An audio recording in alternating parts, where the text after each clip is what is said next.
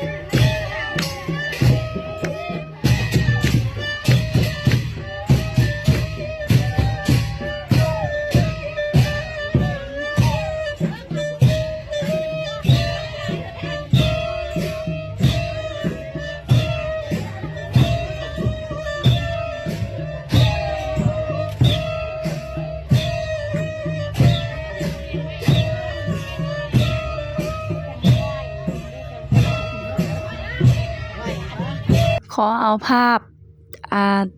บุญจักหน่อยเนาะพี่น้องเนาะเอาภาพในงานบุญมาฝากมาต้อนพี่น้องมึงเนี่ยมีแต่คนสวยๆงามๆจัดหนักจัดเต็มพี่น้องบุญบ้านโพนคอเมืองจำพรแขวงสะวรรณเขตปีนี้เนาะเหมือนบุญบั้งไฟพี่น้องม่วนคืนขนาดผู้มึงเนี่ยมีแต่คนสวยๆงามๆบุญบั้งไฟปีนี้ม่วนคักม่วนแน่ม่วนแท้ม่วนว่าพี่น้องยามแรงๆก็สิมีหมอลำเรื่องพี่น้องไว้เบิ่งหมอลำเรื่องนำกันเด้อ หมอลำเลิงขึ้นเวทีแล้วพุ่นน่ะออลาแล้วอยู่ทางหน้าแท้ๆได้ออลานั่นพอแอ๊ะแอ๊ะแอ๊ะพี่น้องเอ้ยมักแท้ๆได้หมอลำนะเพลงขึ้นอยู่ไซแอวค่อยอ่อนยามนั้นโลดออลาว่าซั่น เอาสำหรับคลิปนี้ซะผู้ใดก็ขอจบไว้เพียงเท่านี้เด้อพี่น้องเด้อฝากพี่น้องกดไลค์กดแชร์กดติดตามเป็นกำลังใจสาวผู้ไทยเด้อเอาบ๊ายบายพอกันคลิปหน้าเด้อ